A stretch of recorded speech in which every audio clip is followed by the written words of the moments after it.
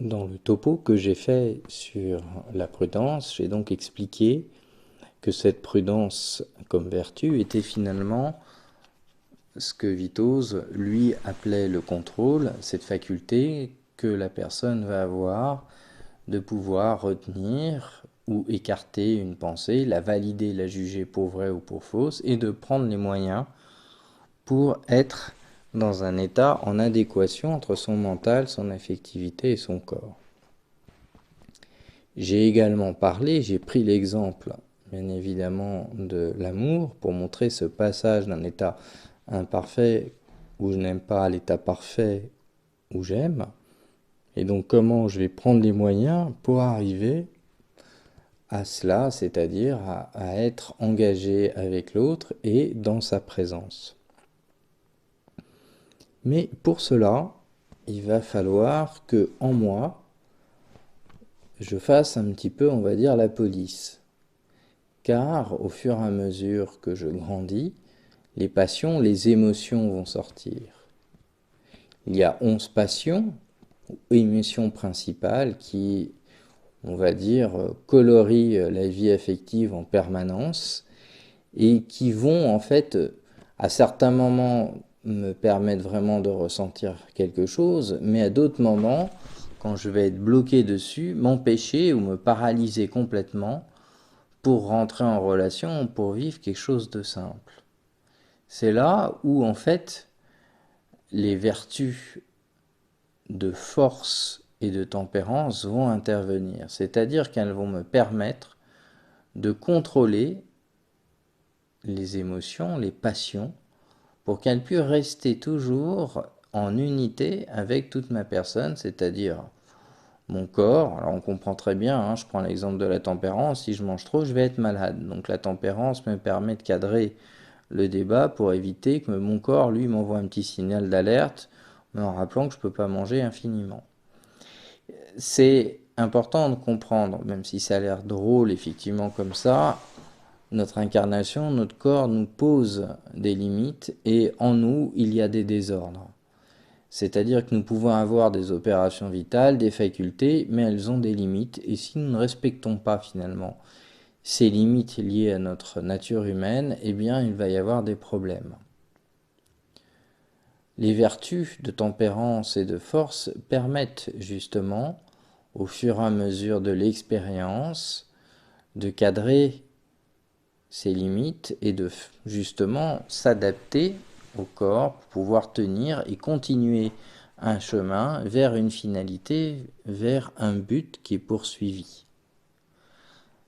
Si la vertu de prudence dont j'ai parlé au tout début est de permettre de prendre les moyens pour être en connexion, en lien avec quelque chose qui va m'attirer, les vertus de force et de tempérance vont être du côté de mon corps, de ma personne, de mon affectivité, vont venir intervenir concrètement pour cadrer les désordres qu'il peut y avoir en moi.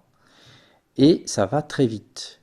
On peut très vite se mettre en colère, on peut très vite rentrer dans un sentiment de haine, très vite on peut s'enfuir au lieu de discuter, très vite on peut être complètement avoir peur et être désespéré. Bref, ces vertus vont nous permettre de tenir et de prendre sur nous, c'est un peu un langage qu'on entend, mais nous permettre justement de rester toujours dans cette détermination, dans cette finalité que nous poursuivons.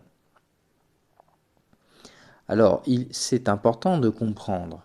Si effectivement l'ordre de découverte de ces vertus commence par le retour au réel, donc me permettant de sentir que je suis mieux dans le réel et que cette réceptivité me met dans un état plus parfait qu'avant, ce qu'on va appeler donc concrètement dans la méthode Vitose, on parle de contrôle et au niveau philosophique, on parlera de prudence, eh bien ça va donner la lumière tout de suite après sur les désordres qu'il peut y avoir et donc les vertus de force et tempérance, elles vont rentrer en action pour toujours être finalement dans ce réel et pas trop partir soit dans un imaginaire incontrôlé et soit dans des émotions non contrôlées non plus. Donc on voit comment dès le départ, très vite, dès que le retour au réel s'opère et met la personne dans un état d'unité, de détente, donc plus parfait qu'avant, les deux autres vertus vont intervenir ensuite, ça va être la force et la tempérance pour cadrer les écarts. Alors, pour faire court, je vais juste décrire quelles sont les passions et les émotions qui sont cadrées par la tempérance et celles qui sont cadrées par la force. La tempérance regarde les 6 passions du concupiscible. Il s'agit de l'amour, d'un bien que je désire avoir, qui m'attire immédiatement, il est devant moi. Cet amour produit en moi un désir, et quand je l'obtiens, eh bien je suis dans une joie.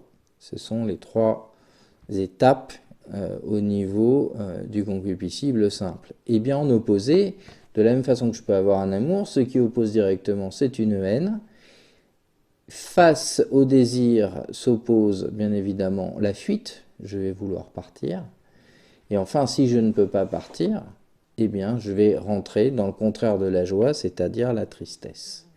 Ces 6 passions, donc amour, haine, désir, fuite, joie, tristesse, sont contrôlées par la vertu de tempérance. Les vertus de l'irascible, elles, sont au nombre de 5. Comment définissons l'irascible? Tout simplement, le désir d'un bien qui est difficile à atteindre, donc qui implique une notion de temps. Le concupiscible, c'est quelque chose d'immédiat. L'irascible, il faut du temps, il faut une lutte. Donc, je vais désirer avoir un bien qui est difficile à atteindre, ce qui va générer en moi une audace. Et le fait de pouvoir l'avoir va ensuite, bien évidemment, générer un espoir. A contrario, si je peux éprouver une audace pour avoir un bien éloigné et difficile à atteindre, quand je vois un mal arriver, il génère en moi une peur. Et bien évidemment, si je ne peux pas m'en échapper, un désespoir. Vous avez donc les 4 passions élémentaires de l'irascible, va arriver la 5e, mais c'est important déjà de penser des 4. L'espoir, donc le désespoir, et avant ça, l'audace, la peur. Enfin, quand je subis une injustice et que j'ai une faculté de réagir, c'est-à-dire de remettre un bien là où je subis un mal, ce sera la passion de colère. Vous remarquerez en revanche qu'il n'y en a que 5, donc j'en ai parlé de 11, il n'y a pas de 6e passion de l'irascible, tout simplement puisque une fois que j'ai atteint le bien qui était difficile à avoir, je retombe en fait dans la joie dont nous avons parlé précédemment. Donc, en moi, ces 11 émotions de base vont être contrôlées et cadrées grâce à la tempérance et à la force. Mais elles ne pourront l'être que parce qu'en avant ça, il y aura une prudence me permettant de savoir si je suis dans un état correct ou si au contraire je pars dans n'importe quel état. Donc c'est extrêmement important de comprendre en fait comment dans la description du docteur Vitos, quand il parle de contrôle, ça sous-tend tout cela. Ça sous-tend le retour au réel, ça sous-tend d'être capable de mesurer l'état, ça sous-tend de comprendre ce qui se passe au niveau de l'émotion, et ça sous-tend d'être capable de prendre les moyens pour contrôler ça, que ce soit pour le concupiscible ou l'irascible. Donc c'est important de comprendre, puis je vais continuer sur la passion, on va dire que celle-là c'est vraiment noble, c'est même plus une passion, c'est vraiment l'amour, qui elle va regarder la volonté, donc la vertu de justice, et je le ferai dans un prochain podcast.